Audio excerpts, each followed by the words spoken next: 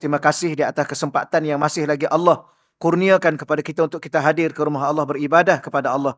Tuan-tuan, untuk pagi ininya kita teruskan lagi bicara kita berkaitan dengan hati yang berzikir. Kita berharap Allah Ta'ala anugerahkan kepada kita, rezekikan kepada kita, terutamanya di akhir-akhir umur kita ni tuan-tuan, hati yang sentiasa ingat Allah. Terutamanya di saat kita beribadah kepada Allah Subhanahu Wa Ta'ala. Dan insya-Allah pada pagi ini muka surat 92 tuan-tuan. Yang ada kitab muka surat 92. Tajuk kita ialah kaedah amali, hati mengenal Allah. Ya, kaedah secara praktikal, secara amali, hati untuk membawa kita mengenal Allah Subhanahu Wa Ta'ala. Tuan-tuan, kata para alim ulama, anggota yang diberi oleh Allah, dianugerahkan oleh Allah, yang mempunyai kemampuan untuk benar-benar mengenal Allah Subhanahu Wa Ta'ala, iaitu hati, kata ulama. Akal boleh juga tuan-tuan. Akal ialah mengenal Allah dari sudut, kata ulama, dengan bukti dan dalil-dalil. Bila mana kita belajar kitab Tauhid ni ada kitab yang dibahas secara teori akal. Namanya Tauhid Nazari. Ada kitab Tauhid yang ulama bahas dari sudut bukan sekadar memahami dan mengenal Allah dari sudut teori akal, tetapi secara praktikal, secara penghayatan dengan hati. Dan Allah Ta'ala ni tuan-tuan, kalau kita perhatikan dalam semua perkara-perkara yang berkait dengan ibadah khususnya, Allah banyak berinteraksi dengan kita dengan hati. Contoh solat. Solat ni, rukun pertama solat ni adalah niat. Dan niat tu ialah persoalan berkaitan dengan ikhlas kepada Allah. Setelah itu menyusuli rukun-rukun yang lain. Kenapa tuan-tuan? Dalam solat tu pula Allah nak yang pertama lagi ialah khusyuk. Khusyuk juga di hati. Dalam solat tu pula, solat itu dinamakan ibadah. Ibadah tu ialah, apa maksud salah satunya? Ialah memperhambakan diri, menghina diri kepada Allah. Di mana rasa hina itu? Di hati. Ini tuan-tuan sekalian, beberapa perkara yang saya sebut sedikit sekala mukadimah. Baik. Hati mengenal Allah ini, cuma kita nak ingatkan lagi dalam bicara kita sebelum daripada ini, ada waktunya hati ini dalam bahasa Arab, ia disebut al-qalbu, ada tempat-tempat tertentu dia memberi makna dengan roh. Diri dalam kita. Yang diri dalam inilah yang mampu mengenal Allah. Baik, tuan-tuan, maka di sana ada beberapa kaedah amali dan di sini salah satu kaedah amalinya untuk kita bawa hati kita mengenal Allah. Satu lagi saya nak tambah pada tuan-tuan. Hati mengenal Allah ni ialah pada tahap kedua peringkat mengenal. Saya pernah sebut di sini dulu tuan-tuan sekalian, dalam bab yang sebelum daripada ini, yang kita baca kitab Tauhid, kita dah khatam dah. Soalan lagi sekali. Kalau akal mengenal Allah, dinamakan ma'rifah al-burhaniyah. Mengenal Allah dari segi bukti dan dalil.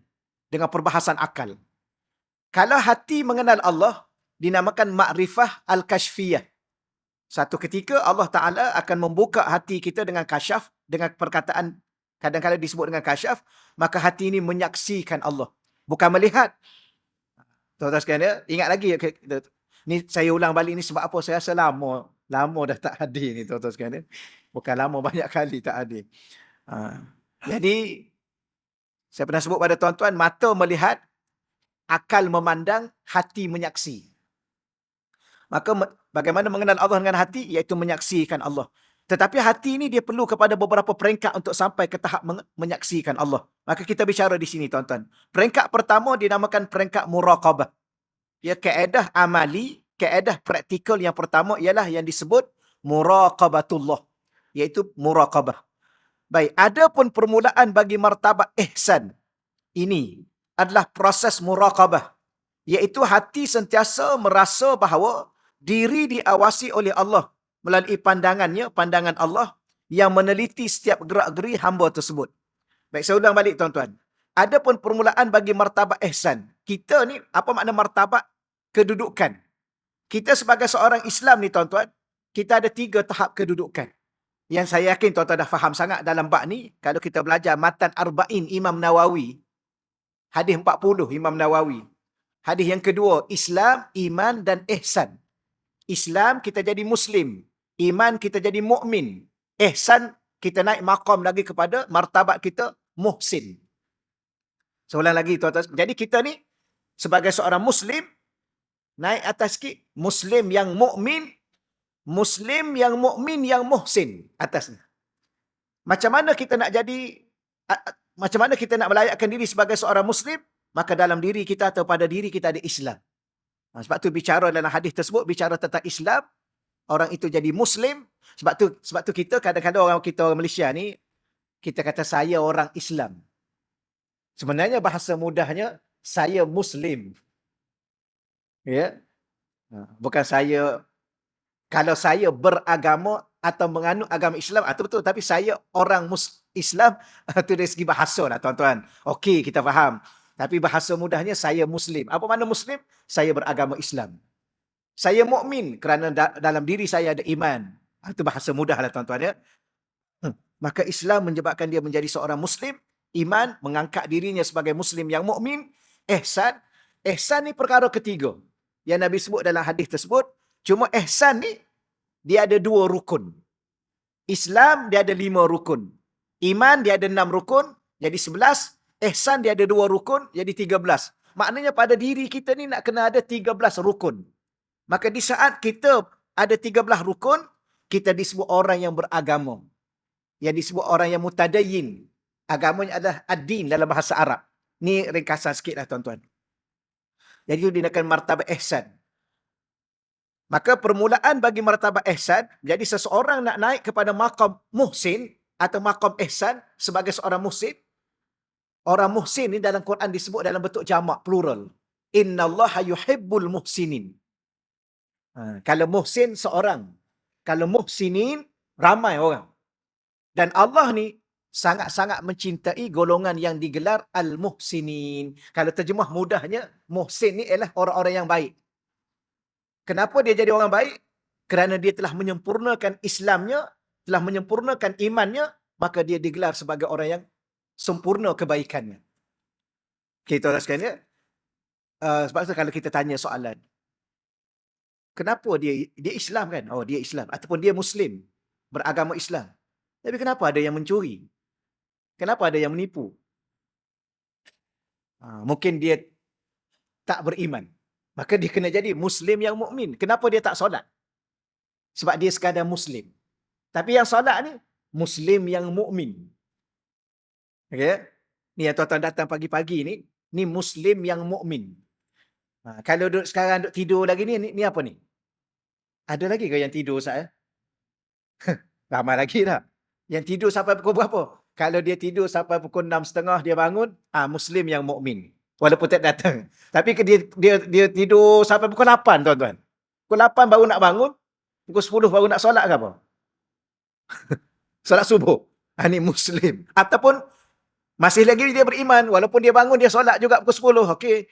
Yang tak solat langsung ni. Ini Muslim sahaja. Sebab tu dulu saya dah tanya pada tuan-tuan dulu. Dulu ustaz saya dia kata apa? Nak ulang lagi sekali ni tuan-tuan. Benda sama juga. Orang Buddha, orang Hindu, dia akan pergi ke kuil. Orang Buddha dia pergi ke tokong. Okey, orang yang beragama Buddha dia pergi ke mana? Tokong. Orang Kristian dia pergi gereja. Orang Yahudi dia pergi kat dinding dia tu. Nama apa? Ma'bad dalam bahasa Arab, dinding tu. Ada seorang ni, semua tempat dia tak pergi. Orang Islam dia pergi masjid. Dia pergi surau atau pergi musalla. Ada seorang ni, semua tempat dia tak pergi. Ni orang apa ni tuan-tuan? Masjid pun tak pergi, musalla pun dia tak pergi, surau pun dia tak pergi.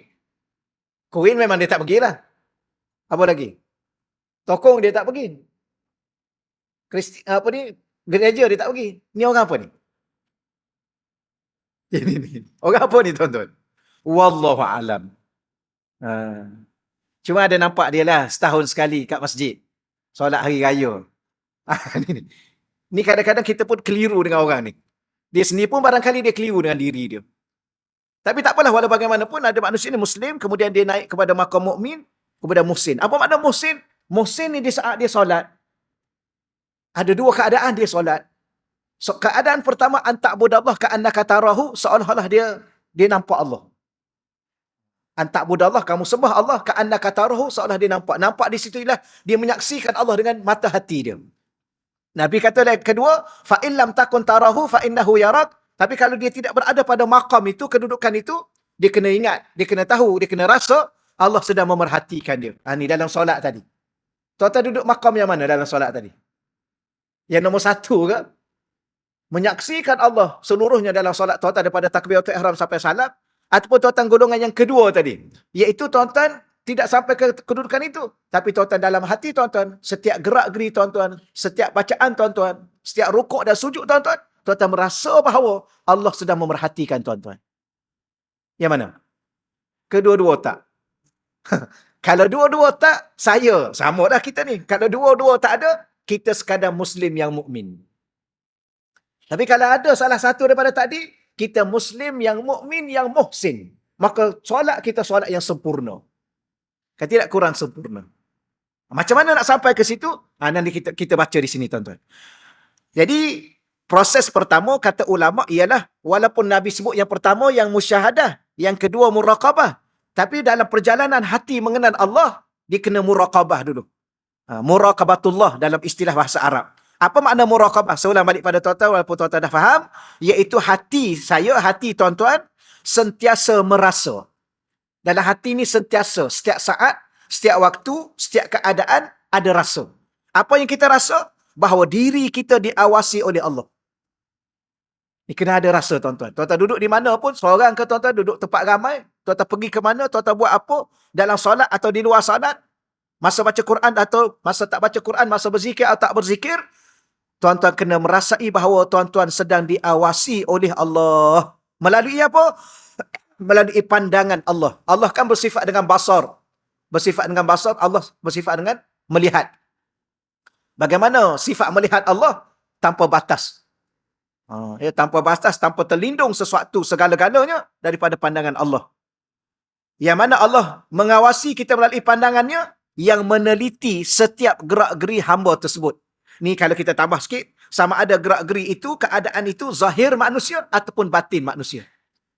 Sekarang ni Allah duk lihat dalam hati saya, dalam hati tuan-tuan. Allah tahu setiap lintasan hati kita. Setiap apa yang terkandung dalam hati kita. Ya, sama ada kita diam ataupun kita berbicara dalam hati kita, ya Allah Ta'ala sedang melihat. Yang keduanya, segala gerak-geri saya dan tuan-tuan. Okey, baik ya. Mana dalil Qurannya? Kita baca dalam surah An-Nisa ayat pertama. Ya ayuhan nas, kita terus terjemah tuan-tuan. Wahai sekalian manusia, ittaqu rabbakum. Hendaklah kamu semua takut atau bertakwalah kamu kepada Rabbakum, Tuhan kamu. Ni tuan-tuan selalu saya ulang sedikit pada tuan-tuan supaya kita kadang-kadang kita baca Quran, kita berinteraksi dengan bahasa-bahasa Quran. Kepada kata-kata Quran. Kadang-kadang dalam bahasa biasanya disebut tadabbur. Bagaimana kita berinteraksi dengan kalam-kalam Allah. Allah Ta'ala ada waktu dia menggunakan diri dia dengan kata nama. Allah. Ada waktu dia sebut kepada dirinya, dhamir kata ganti nama. Ada waktu dia sebut ilah, wa ilahukum ilahun wahid ilah. Ada waktu dia sebut Rabb. Di dalam ayat ni, dia guna perkataan Rabb. Apa maksud tuan-tuan? Ya ayuhan nas, wahai sekalian manusia, ittaqu, hendaklah kamu semua bertakwa atau takut Rabbakum. Apa makna Rabbakum? Tuhan yang mencipta kamu. Kamu kena takut. Kenapa? Kerana bila mana dia yang mencipta kamu, dia yang memiliki kamu. Dan bila mana dia memiliki kamu, dia mencipta kamu, dia yang mengurus takbir urusan hidup kamu. Jadi maknanya saya dengan tuan-tuan ni, kita nampak kita yang urus keluarga, kita urus perniagaan, kita urus itu ini, Allah yang sedang menyusun dan mengurus. Hatta diri kita sendiri hidup ni pun, bukan sebab kita makan, bukan sebab kita minum, bukan sebab kita makan ubat, bukan sebab kita pandai jaga kesihatan, Allah yang hidupkan kita.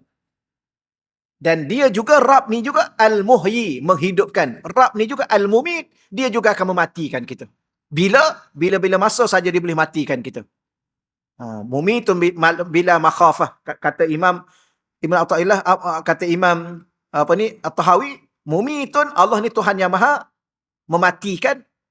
Bila makhafah, dia tak ada sedikit pun takut pada kita kalau dia nak matikan kita bila-bila masa. Itu Rabb. Maka sebab tu kita kena bertakwa dan takut kepada dia. Baik. Kemudian ada sedikit penjelasan, siapakah lagi dia? Allah Allazi, dialah Tuhan yang khalaqakum, yang telah mencipta kamu. Min nafsin wahidah, ya daripada, orang panggil nafsin wahidah ni daripada panggil apa? Diri yang satu. ataupun Nabi Adam. Wa khalaqa minha zaujaha, kemudian daripada situlah Allah mencipta isterinya, Hawa. Wa bassa minhuma rijalan katsiran wa nisaa, dan keduanya Allah memperkembangkan memperkembangbiakkan laki-laki dan perempuan. Adanya lahir lelaki dan perempuan. Yang itu tak apalah tuan-tuan. Wattaqullah, dan Allah ulang lagi sekali. Wattaqullah, bertakwalah kamu pada Allah, allazi tasaaluna bihi wal arham. Bertakwalah kamu pada Allah yang dengan menggunakan namanya kamu saling meminta. Okey tuan-tuan. Yang akhir tu, yang tu yang kita nak belajar itu. Akhir sekali Allah kata apa? Innallaha, sesungguhnya Allah, kana adalah alaikum, ke atas kamu, raqiba, sentiasa mengawasi. Yang inilah yang dikatakan para alim ulama, ayat yang akhir tu tuan-tuan. Iaitu menunjukkan kepada bahawa Allah Ta'ala sentiasa memerhati kita, mengawasi seluruh gerak-geri kita.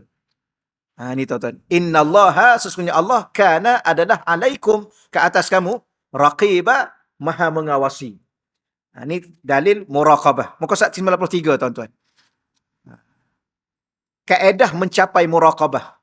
Jadi sekarang ni kita nak perhatikan bagaimana hati saya, bagaimana hati tuan-tuan. Di sana ada beberapa kaedah nak capai muraqabah. Nak capai hati sentiasa rasa Allah sedang memerhatikan kita. Yang pertama, muraqabah adalah dengan cara menghadirkan dalam hati. Sentiasa bawa dalam hati saya, dalam hati tuan-tuan, ia dalam hati kita masing-masing, menghadirkan dalam hati bahawasanya Allah sentiasa melihat dirinya. Dan memerhatikan setiap perbuatannya. Sama ada perbuatan batin ataupun perbuatan zahir. Ini tuan-tuan kena rasa. Ya. Sentiasa hadirkan dalam hati kita. Kalau dia hilang, lenyap, bawa balik dalam hati kita. Bila mana dia hilang, dia biasa tuan-tuan. Hati ni dia panggil berbolak balik. Kejap dia rasa, kejap dia hilang. Kejap-kejap dia nak, kejap-kejap dia rasa tak nak. Itulah, sekejap-kejap dia semangat, kadang-kadang dia lemah. Ini jiwa dan hati kita. Maka kata ulama, bagaimana cara dia? Tuan-tuan doa pada Allah. Ya Allah, tolonglah engkau jadikan hati aku, ya Allah, hati yang bersifat muraqabah. Ya Allah, engkau jadikan hati aku ni sentiasa rasa bahawa engkau sentiasa melihat aku, ya Allah. Atau dengan cara yang kedua, ialah tuan-tuan kena amalkan zikir. Amalkan zikir. Antara zikir yang Syekh saya ajar, yang saya rasa saya pernah bagi pada tuan-tuan, ada 3 kalimah yang tuan-tuan kena ulang. 3 kali pagi, 3 kali petang. Antara kalimah itu ialah Allahu syahidi, Allahu naziri, Allah muttali'un alayya. Ya. Kalau dalam Tariq, ni tuan-tuan saya sebut, Tariq Syaziliyah. Tariqah Syaziliyah, ini antara amalan asas. Wirid. Antara, ada yang lain-lain lagi. Jadi Allahu syahidi, tuan-tuan kena sebut 3 kali satu hari. Pagi 3 kali, petang 3 kali dengan faham makna. Apa makna Allahu syahidi? Allah sentiasa menyaksikan diriku. Allahu syahidi, Allahu naziri. Allah sentiasa memerhatikan aku. Allah muttali'un alayya, Allah sentiasa mengawasi aku. Kalau kita sebut ni, tuan-tuan sekalian, kan kita faham bahawa kita sentiasa ingatkan pada diri kita. Sebab tu rupa-rupanya ada kaedah dalam hidup ni. Ada kawan saya tu, dia orang berniaga. Berjaya lah tuan-tuan sekalian dia berniaga. Dia kata salah satu cara ustaz, kalau kita berniaga ni, bangun pagi-pagi kita sebut apa yang kita nak, target kita. Bangun pagi, dia kata duduk depan cermin pun boleh. Duduk depan cermin. Hari ni apa? Dia cakap lah, hari ni aku kena semangat. Hari ni aku kena dapat keuntungan. Hari ni aku kena bekerja kuat. Dia bangun pagi-pagi, dia sebut tu. Rupa-rupanya, sebutan-sebutan begini ni, dia memberi kesan, dia kata. Maka dia keluar daripada itu, tuan-tuan sekalian. Dia rasa semangat diri dia. Kita ni pagi-pagi lagi lemah. Tuan-tuan sekalian, lemah. Dia cakap tu. Kalau lemah, Ustaz kena buat macam tu. Barulah kita faham. Rupanya ulama-ulama dulu lagi, tuan-tuan. Salah satu cara, selain daripada cara untuk berniaga, tapi cara hubungan kita dengan Tuhan. Interaksi kita dengan Tuhan. Muamalah kita dengan Tuhan. Bangun pagi-pagi, tuan-tuan kena cakap, Allah ni sedang tengok aku. Allah sedang perhatikan diri aku. Allah sedang mengawasi aku. Jadi tuan-tuan pergi mana pun, tuan-tuan kena ingat Allah. Allah duk tengok tuan-tuan. Nak minum apa? Nak minum air tuak ke nak minum air teh? Ni pagi-pagi lagi ada orang manusia tuan. Hari ni nak buat apa ni? Nak datang masjid dulu ke? Nak pergi mana dulu? Allah duk tengok kita ni tuan-tuan. Lepas keluar daripada masjid ni nak pergi mana ni? Allah duk tengok kita. Buat nak jumpa siapa? Allah duk tengok kita. Nak makan apa? Allah duk perhati kita makan apa. Maka tiap-tiap hari, petang kena cakap pula. Sebab pagi ni untuk siang hari. Petang tu kata ulama, untuk masuk malam hari. Maka malam tu, biasanya orang ni dia suka pergi mana malam-malam ni, tuan-tuan? Allah tu tengok dia. Masuk je malam, Allah tengok dia pergi mana. Pergi masjid ke, pergi kelab malam. Malam kan, tuan-tuan? Ke pergi pasar malam. Tak apa, tak ada masalah. Tak apa tu maknanya pergi masjid dengan pergi pasar malam tu tak ada masalah. Kelab malam tu masalah lah, tuan-tuan. Tak ada masalah. Pergi masjid pula pergi buat apa? Ada orang pergi masjid, tuan-tuan, tapi dia pergi tengok tabur masjid dah penuh ke belum? Dia nak ambil. Allah nak perhati dia. Contoh, ni tuan-tuan ya, contoh. Kita pergi masjid, kita nak buat apa? Nak solat. Nak solat untuk siapa? Allah nak perhati kita. Dalam hati kita Allah tengok. Ada orang solat tapi untuk orang lain. Bukan untuk Allah. Namanya apa? Riak. Maka semua tu. Jadi tuan-tuan sebut 3 kali pagi. Allahu syahidi, Allahu naziri, Allah muttali'un alayya. Allahu syahidi, Allahu naziri, Allah muttali'un alayya. Allah sedang menyaksikan aku, Allah sedang memperhatikan diriku, Allah sedang mengawasi segala gerak-geriku. Maka kita duduk seorang-seorang pun, tuan-tuan, kadang-kadang kita rasa, sebab tu setengah ulama' dulu, dia tak duduk macam kita ni, tuan-tuan. Dia duduk dengan satu cara, iaitu sebagaimana solat yang tasyahud akhir. Kenapa? Kerana dia sudah merasa malu kepada Allah, Allah sentiasa perhatikan dia, dan tidak ada duduk di hadapan Allah yang paling sempurna, duduk sebagaimana solat awal, tasyahud awal ataupun tasyahud akhir. Jadi kalau tuan-tuan nak duduk, tuan-tuan kena duduk dengan cara tasyahud awal. Tasyahud awal dia duduk, apa nama dia? Dia ada 2 cara duduk dalam solat ya. Satu duduk apa? Iftirashi. Satu lagi duduk tawarruk. Masih ingat ya?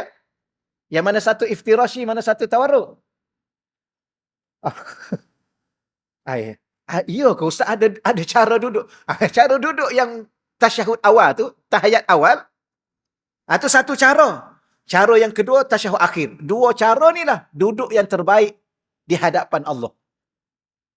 Dan kita pun tanya pula, kita ni tuan-tuan, ada tak waktu-waktu yang kita tidak duduk depan Allah? Ke dalam solat saja kita depan Allah? Lepas solat, tak ada dah depan Allah. Belakang, ya. Tak, tuan-tuan, kalau kita baca surah Al-Baqarah, fa'ainama tuwallu fasamma wajhullah. Kemana saja kamu menghadap, kamu sedang menghadap Allah. Allah sedang perhatikan dirimu. Itu ayat Quran. Okey, bolehlah. Jadi yang pertama, saya ulanglah balik. Cara yang pertama, tuan-tuan kena hadirkan dalam hati tuan-tuan, bawa perasaan dalam hati tuan-tuan, dalam dalam hati saya, Allah sentiasa melihat dirinya, bukan setakat Allah lihat biasa. Allah perhati satu persatu setiap perbuatannya, sama ada perbuatan tu secara batin, hati kita, maupun zahir, ya, perbuatan zahir kita. Itu yang pertama. Yang kedua, seseorang yang sentiasa melazimkan atau membiasakan sifat muraqabah, iaitu perasaan dalam hati dia Allah memerhatikannya, akan menembusi hijab dirinya.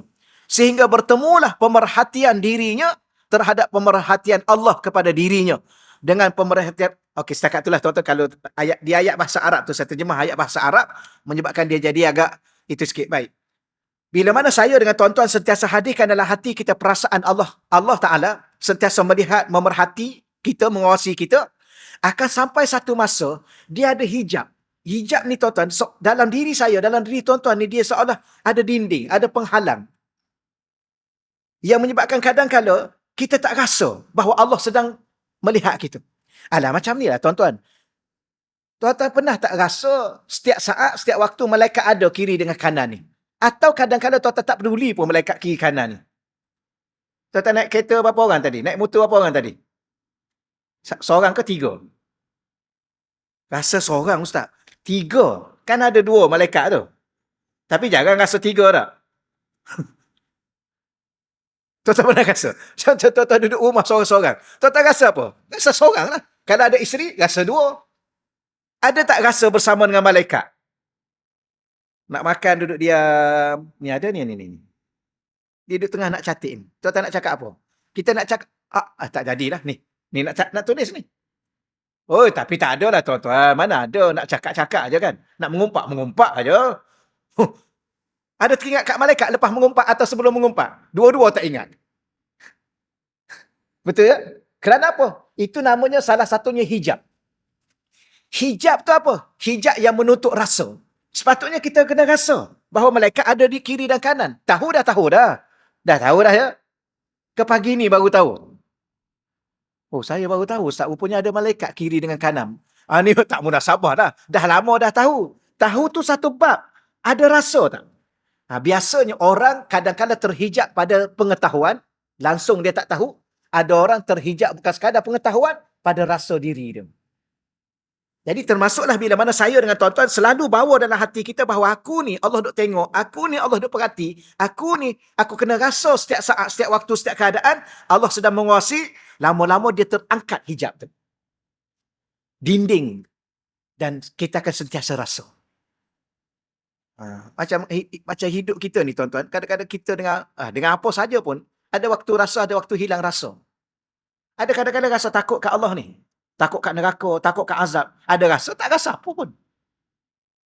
Betul ya? Sama lah saya pun. Macam tuan-tuan solat. Ada waktu rasa khusyuk, ada waktu rasa apa? Tak rasa apa-apa. Khusyuk pun tak khusyuk pun tak tahu. Tak rasa apa. Tahu-tahu dah bagi salam. Itu kalau solat jemaah. Kalau solat sendiri, tahu-tahu, tak tahu berapa rakaat. Tuan-tuan, apa masalah sebenarnya? Samalah kita, tuan-tuan. Samalah. Bang kadang-kadang bangun.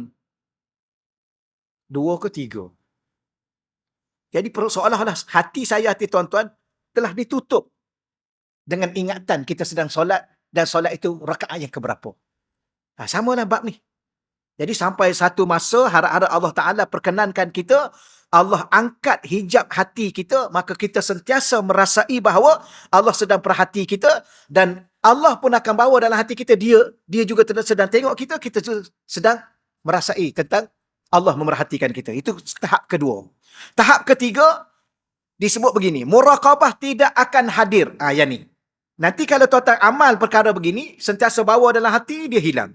Bawa balik dalam hati perasaan Allah tengok kita, dia hilang. Sebab apa? Muraqabah tidak akan hadir pada hati yang sentiasa tamak dalam memenuhi semua keinginan nafsu, yang sentiasa mengajak menjauhi Allah. Ini kerana hanya hati yang jujur, yang inginkan hanya Allah, yang akhirnya Allah memberi anugerah muraqabah dalam hatinya. Kalau hati saya, hati tuan-tuan sentiasa tamak memenuhi keinginan nafsu. Ya. Hati ni tuan-tuan, sepatutnya dia kena kawal nafsu ni. Sebab hati tu ada iman. Hati tu ada taqwa. Hati tu ada apa? Ada tauhid. Di hati tu ada apa lagi? Macam-macam tuan-tuan kalau kita nak cerita. Ada sabar. Sebab tu Allah letak sabar di hati, tauhid di hati, iman di hati. Supaya apa? Supaya hati tu mampu mengawal nafsu. Tanya iman kat hati. Sebab tu Nabi kan, sahabat Nabi tanya soalan yang saya pernah sebut pada tuan-tuan, ataupun mungkin dah tahu dah. Dalam bab halal haram ni, ada orang nak makan, boleh makan, tapi tolong ambil perhatian, ada makanan halal, ada makanan haram. Jangan ikut suka je nak makan, ikut selera. Selera apa? Selera nafsu. Habis macam mana nak buat? Nabi kata, "Dha' yadaka ala sadrik." Kalau kamu nak makan sesuatu, kamu letak tangan kamu atas dada. Apa makna letak tangan atas dada? Yang selalu kita cakap apa? Tanya iman. Tepuk dada, tanya iman. Tu orang Melayu kita ada istilah dia. Tepuk dada, tanya apa? Tanya perut. Lapar ni. Jadi Nabi dalam satu sabda, Nabi kata, "Dha' yadaka ala sadrik." Kamu letak tangan kamu atas dada. Sebenarnya, bukan istilah nak letak atas dada. Nak bagi tahu dalam dada tu ada iman. Tanya iman tu dulu. Fa'innal qalba, sesungguhnya hati ni, yaskunu lil halal. Hati yang mana? Hati yang beriman. Yaskunu lil halal, dia akan rasa tenang dengan benda halal. Wa yattaribu lil haram, dia akan rasa gelisah kalau benda tu haram. Tak pernah tak? Jadi kalau hati ni dia tak kawal, bahkan dia tamak juga untuk ikut hawa nafsu, nafsu nak dia pun ikut sama, ketika itu Allah tak akan bagi pada tuan-tuan sifat tadi. Akhir sekali ada orang tuan-tuan kadang-kadang kita tanya, apa masalah dia ni ya? Kita nampak dia macam tak peduli dosa ke, halal ke, haram ke, syurga ke, neraka, ada orang memang tak peduli tuan-tuan. Kalau kita cakap kat dia pun, "Tuan jangan buat macam ni tuan, ni dosa ni. Ni haram ni. Tak boleh ni." Dia cakap apa? "Ada aku kisah." Dia cakap gitu lah. Dia peduli apa? Ada aku peduli. Ikut aku lah. Tuan kena solat tuan. Ya dah lah, kita ni dah berumur dah. Pergilah masjid, solat. Dia ikut saya, diri saya. Bahaya tuan. Kita akan membawa diri kita ke neraka. Peduli apa? Ada seorang, tapi ni cerita sikit boleh lah, sikit, selingan sikit ya. Ada seorang makcik tu dia cerita pasal suami dia. Saya cakap, ginilah pakcik, suami dia umur berapa? 75. Tak nak solat tuan-tuan. Tak nak solat. Suami makcik, ustaz tak nak solat, ustaz nak buat macam mana ustaz? Okey. Ginilah pesanlah kat dia. Sudah-sudahlah. Solatlah. Tuan-tuan tahu, bukan cakap tak nak solat. Minum. Tak nak berhenti. Akhirnya saya kata, ginilah, pesanlah kat dia, kita ni dah nak mati dah. Ni kalau mati tak solat, Allah timbang amalan kita, maka semua ditolak. Sebab solat tu amalan pertama. Jadi kita kadang-kadang bimbang kalau masuk neraka. Dia kata tak. Tapi yang ni dia jawab ni. Makcik dah cakap gitu Ustaz. Habis dia jawab apa? Alah, neraka lah. Oh, subhanallah. Dia jawab kat isteri dia tu, neraka je lah. Wallah alam tu mungkin dia tak normal tuan-tuan. Tak normal tu maknanya, wallah alam, bukan maksud tak normal gila, tak, bukan maksud itu. Ya. Wallah alam apa sebenarnya. Orang ni kalau dia faham betul-betul apa itu neraka, dia tak akan cakap gitu tuan-tuan. Dia tak akan cakap gitu. Neraka je lah. Maknanya ada orang sampai tak perlu. Kenapa tak perlu? Sebab dalam diri dia, nafsu dia menguasai dia. Kenapa? Kerana dalam diri dia ada ketamakan. Tamak pada, macam-macam lah dia tuan-tuan. Kalau saya cerita, dahsyat lagi. Takat tu dulu lah. Ada lagi Ustaz? Ada lagi. Dah tak solat, berjudi. Ada lagi. Minum arak, berjudi lagi. Ada lagi. Takat tu lah ya. Saya bisa kata doa, jangan berhenti doa. Jangan pernah berhenti doa dan jangan pernah putus asa. Sebab apa? Sebab suami ni kalau boleh isteri kena tolong. Tolong sampai macam mana? Tolonglah macam mana pun sampai sama-sama masuk syurga. Sama juga kita suami, kita kena tolong isteri kita sampai bila? Sampai sama-sama kita dua masuk syurga. Jangan cakap, ikut awak lah, awak nak terjun neraka. Jangan, tuan-tuan. Dah awak nak neraka sangat, awak pergi je lah. Jangan. Kita kena pimpin dia sampai kita dengan dia masuk syurga. Jadi salah satu cara macam mana dia kata? Doa je lah. Solat hajat. Pernah solat hajat? Belum. Solat hajat. Tiap-tiap hari solat hajat. Ya Allah, bagilah hidayah pada suami aku, ya Allah. Ya Allah, bagilah hidayah pada isteri aku, ya Allah. Ya Allah, bagi hidayah pada anak-anak aku, ya Allah. Tuan-tuan, kita kena itu. Ya, sebab kadang-kadang susah. Saya tak tahu kenapa. Tapi salah satu sifat kata ulama, tamak. Ya, tak kira halal, tak kira dosa, tak kira pahala, tak kira menghumban diri ke neraka. Dia nak, dia akan buat, dia rakus dan sebagainya. Orang ni, Allah tak bagi pada dia. Orang yang Allah bagi apa dia? Hati kena jujur. Sebab tu saya sebut tuan-tuan sekalian, guru saya dia kata apa? Dalam hati saya dan hati tuan-tuan ni kena ada apa? Sidqun. Benar. Jujur. Ya ke kita nak masuk syurga? Ya. Dan Allah nampak dalam hati saya dengan hati tuan-tuan, memang kita nak masuk syurga. Allah akan bawa kita ke syurga. Tapi ada orang ni dia cakap mulut aja nak masuk syurga, tapi hati dia tak. Allah tahu. Mana bukti? Buktinya tuan-tuan sekalian, dia dalam hati dia tak datang masjid, dia tak baca Quran, dia tak bangun malam, dia kalau banyak duit pun dia tak kedekut, tak nak bersedekah. Ni apa ni? Jujur tak dia ni? Tapi kita ni kalau jujur, tuan-tuan sekalian, Allah akan nampak kejujuran kita. Kita datang masjid, kita solat tak sempat, datang ke surau tak sempat, dah solatlah kat rumah, dah tak sempat nak baca mana. Bangun malam tuan-tuan, walaupun sebulan sekali, bangun satu malam. Seminggu sekali bangun juga tuan-tuan, baca Quran walaupun 5 ayat, walaupun 2 ayat. Ni orang jujur nak masuk syurga. Ni kata nak masuk syurga, solat pun tak nak, puasa pun tak puasa. Kita kadang-kadang puasa penat, tak apalah, puasalah juga tuan-tuan. Kadang-kadang sebulan, puasalah sekali awal bulan ke akhir bulan. Betul tak? Ni sebulan, satu hari pun tak puasa. Ya ke dia jujur nak masuk syurga? Satu lagi tuan-tuan minta berapa banyak syurga? Minta tuan-tuan.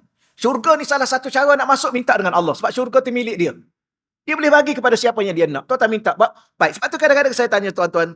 Tuan-tuan boleh tanya saya. Kadang-kadang kita sesama. Setakat ni lah. Pernah tak tuan-tuan minta syurga 100,000 kali? Pernah tak? Duduk, ya Allah, masukkan aku ke syurga, ya Allah. Ya Allah, masukkanlah aku ke syurga. Ya Allah, masukkanlah aku ke syurga, ya Allah. Ya Allah, aku minta syurga padamu, ya Allah. Satu lagi, nak tak masuk neraka? Tak nak. Ya Allah, jauhkanlah aku daripada neraka. Yang kita baca tu, Allah ma'jirna minan nar. Allah ma'jirna minan nar. Allah ma'jirna minan nar. Tuan-tuan baca berapa kali dalam hidup tuan-tuan? Betul ke tuan-tuan tak nak masuk neraka? Ya, betul. Berapa kali? Tuan-tuan ulang satu hari 100 kali pagi, 100 kali petang. Ya Allah, jangan masukkan aku ke neraka, ya Allah. Ini orang yang benar-benar tak nak masuk neraka. Jujur, dia minta, dia merayu, dia menangis pada Allah. Nah, itu orang yang hati jujur ni, Allah akan anugerahkan dalam hati dia perasaan tadi. Oleh tuan-tuan, yang keempat, muraqabah bagi ahli maqam ihsan adalah suatu zauq. Baik, kalau orang tu sudah sampai kepada yang tadi, Muslim, dia dah sampai ke tahap mukmin, dia dah sampai ke tahap muhsin. Tahap yang ketiga ni, maqam dia, maqam ihsan, orang ni bagaimana keadaan dia?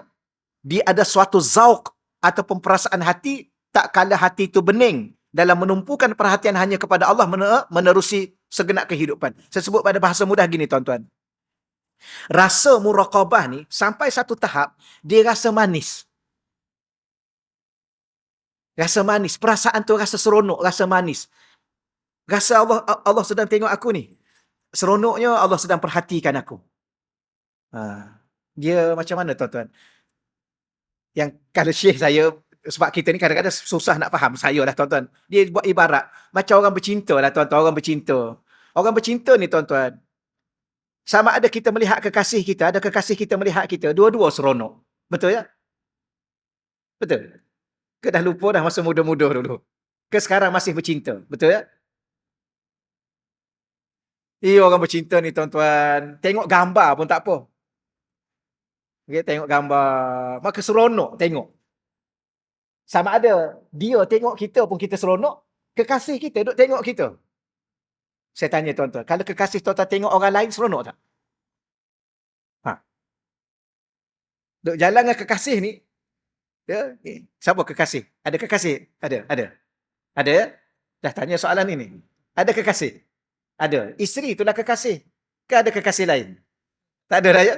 Jadi kalau kita berjalan dengan isteri kekasih kita ni, dia duk sibuk tengok lelaki lain, seronok tak? Bukan setakat seronok, marah kita. Tapi kalau dia sentiasa duk tengok kita, dia kata apa? Saya ni, abang, tak ada orang lain dah saya nak tengok. Wajah abang je lah yang paling cantik sekali, paling handsome. Oi, seronok kita.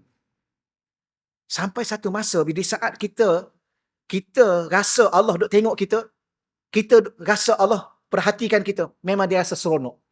Rasa seronok. Jadi, akhlak kita, ibadah kita, dia rasa makin sempurna, makin sempurna. Alah, macam tuan-tuan lah. Macam tuan-tuan, kalau polis sentiasa duk tengok, rasa apa? Ya? Polis duk tengok, rasa apa, tuan-tuan?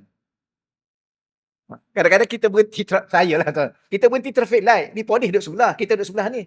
Dah hijau dah pun. Jalan lah. Tapi tak rasa segan lah nak jalan, biar polis jalan dululah. Padahal hijau jalan je lah. Dia tak akan saman pun.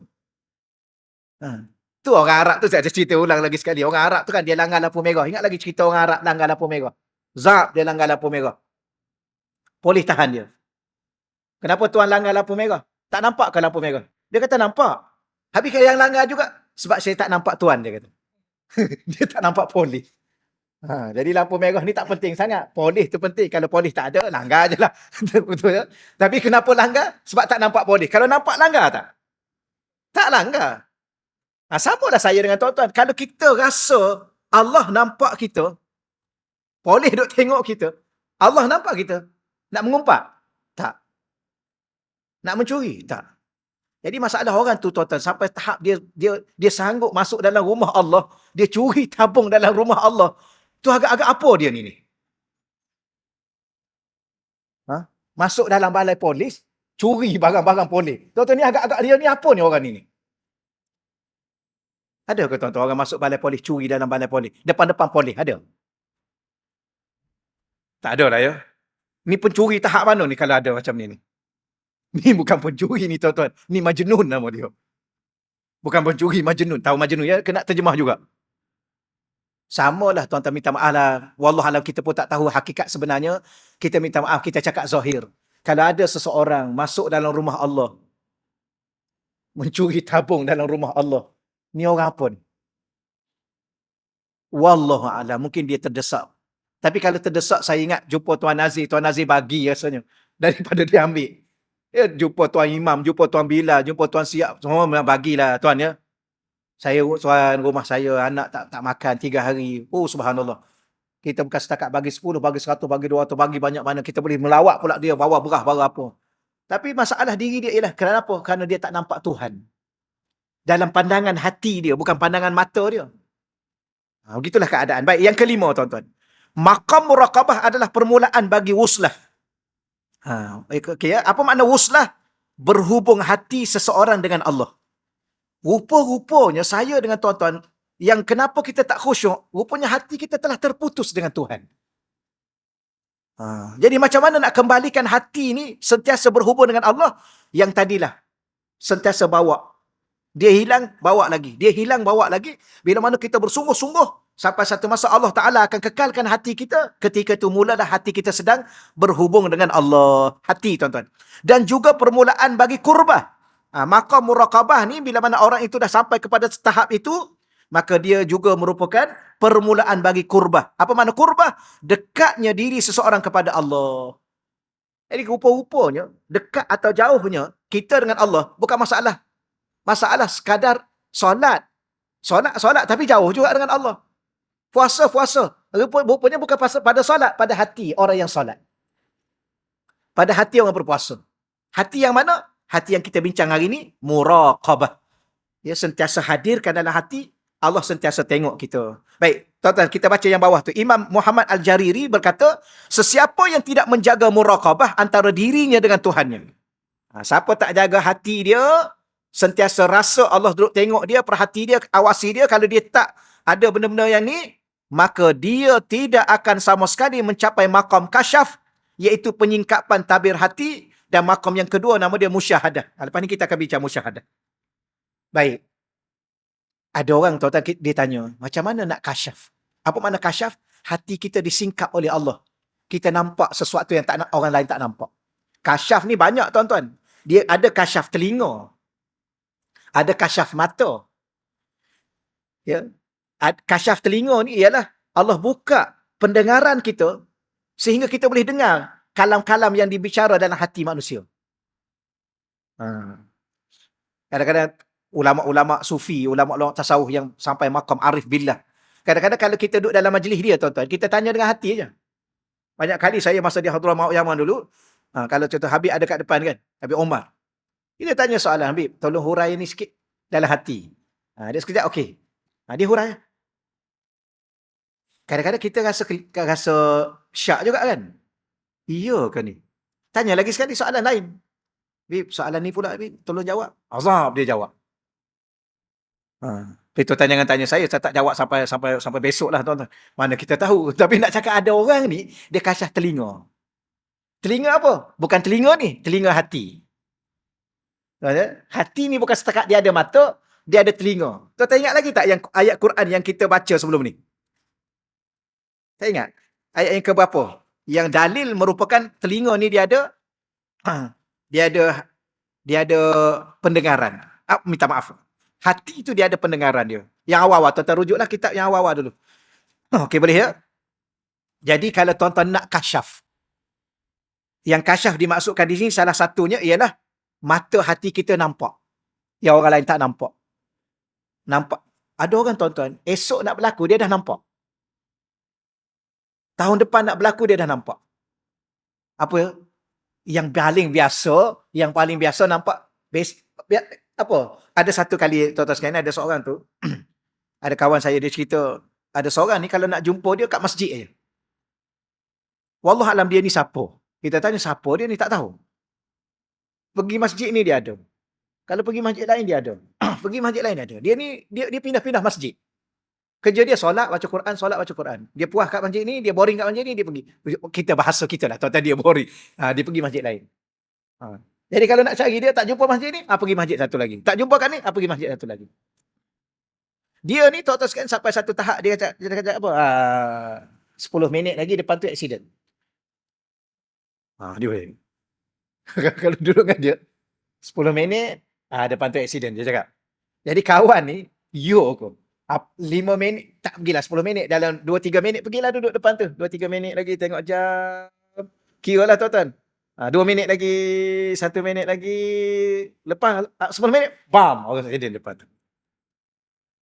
Lepas tu, masuk balik kat masjid, tak ada dah dia. Dia pergi masjid lain dah. Pergi masjid lain. Wallahualam, siapa dia, tuan-tuan sekalian? Kita tu kawan tu. Maknanya apa? Allah buka mata dia boleh tengok. Tapi kita ni, minta maaf saya cakap ni, kita ni jangan nak yang tu. Sekadar tengok orang aksiden buat apa. Ya. Tapi tahulah. Lepas ni minggu depan hujan lebat, banjir. Kawasan mana? Kawasan ni. Kawasan ni tak. Boleh nampak, boleh nampak. Rasa nak ke tuan-tuan? Nak juga ya. Boleh simpan awal-awal kan? Simpan awal. Tapi kalau rumah kita nampak tak banjir, relax lah buat tak tahu je lah. Tapi rumah jiran banjir kita kena tahu. Minggu depan banjir, tolong simpan awal-awal. Percaya tak agak-agak jiran kita? Ya ke Wak? Tapi Wak ni banyak ilmu ni. Wak ni jangan main-main tuan-tuan sekalian. Itulah yang saya cerita. Tapi saya ingat sampai sekarang Wak cerita yang boleh tahan dia bawa lebih muatan tu. Wak tu kan, dia bawa lori, muatan dia lebih. Boleh tahan. Kenapa ni Wak? Muatan lebih ni. Ya ke lebih? Ringan aja ni. Ni tak boleh ni. Dia pun pergi dekat lori dia angkat. Ni, ringan aja ni. Bukan angkat satu lori gini lah. Dia angkat ni. Ni, ringan aja ni. Polis tu pun, okey lah Wak, jalan lah Wak. Maknanya kalau dia saman juga memang cari pasal lah polis tu. Terus kan, ni banyak ilmu. Orang dulu, orang sekarang ni lah, dia sebenarnya tuan-tuan, ilmu nak banding dengan dulu dengan sekarang, mudah sekarang. Cuma masalah saya dengan tuan-tuan ni, bila mana kita dapat ilmu, kita tak pulun ilmu tu. Orang dulu susah nak dapat ilmu yang macam-macam ni. Tapi dapat kat dia, subhanallah. Dia pulun sungguh-sungguh. Awak tuan-tuan. Kalau tuan-tuan nak terbang ni kan, nak terbang. Ni live ni payah ni. Tak apalah nak terbang. Tapi sebenarnya, Syekh saya dia mudah. Syekh, bolehkah ada ilmu nak terbang lah? Dia kata tak payah ilmu terbang jadi burung, kata dia. Sekarang kalau belajar ilmu nak terbang, jadi burung lagi baik. Minta doa pada Allah biar tukar jadi burung. Itu cepat boleh terbang.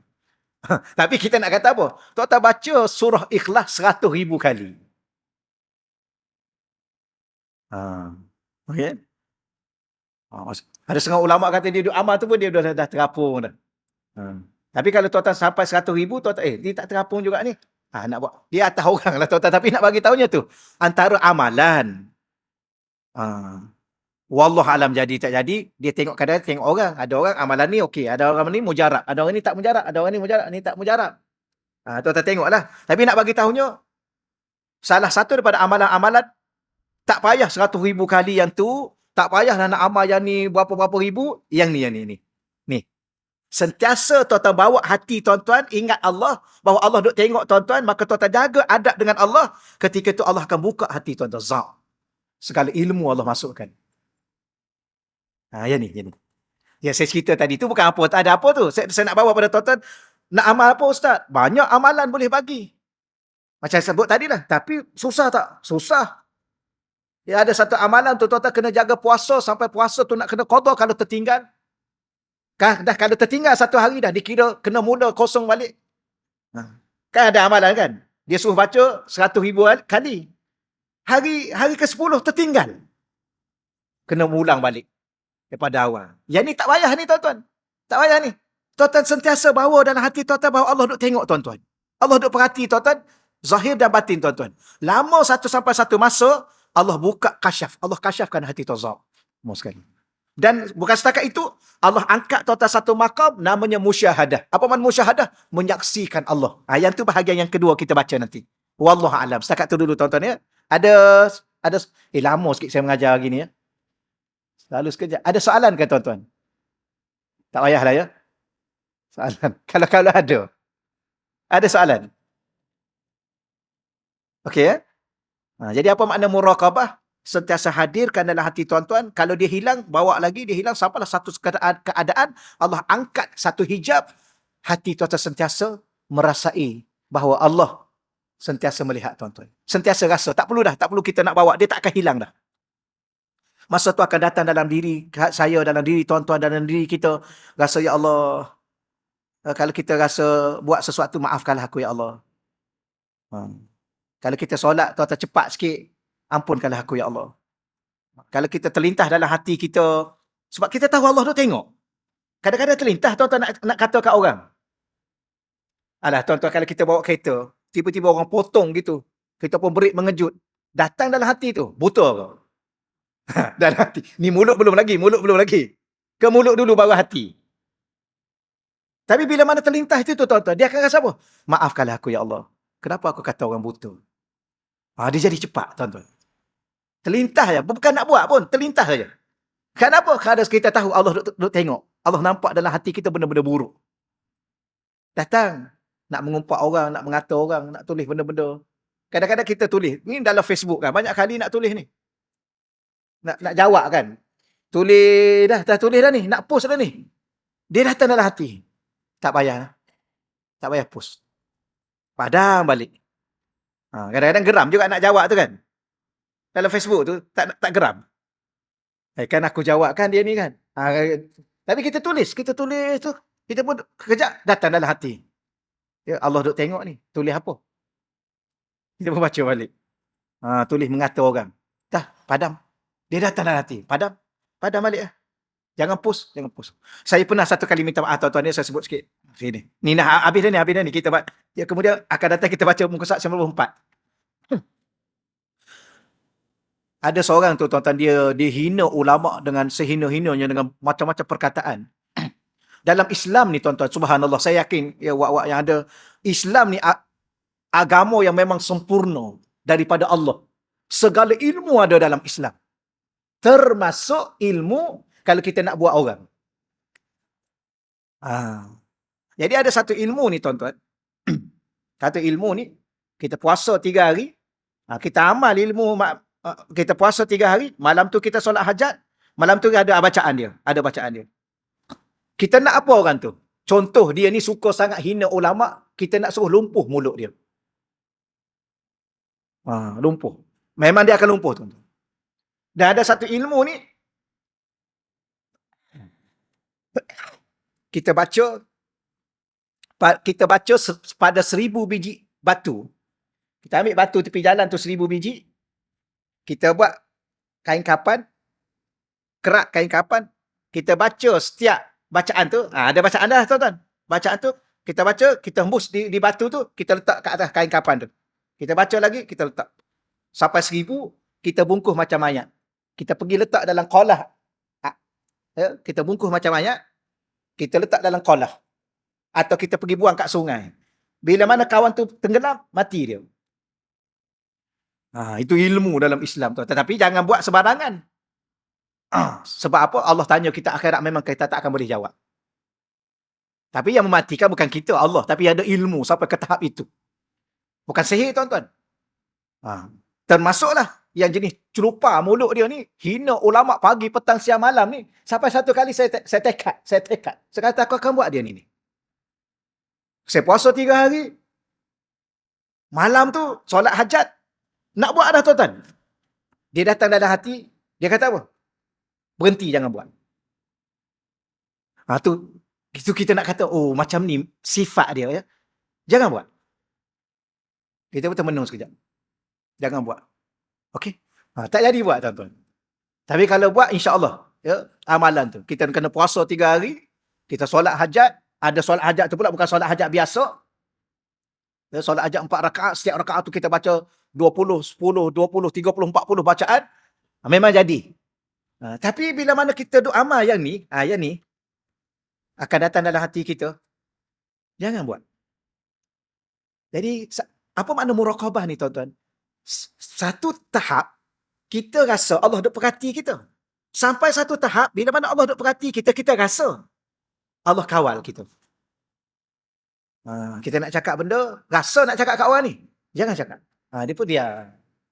Kadang-kadang orang duk hina kita, orang maki kita. Dia datang dalam hati. Bagi kat dia lah. Jangan cakap.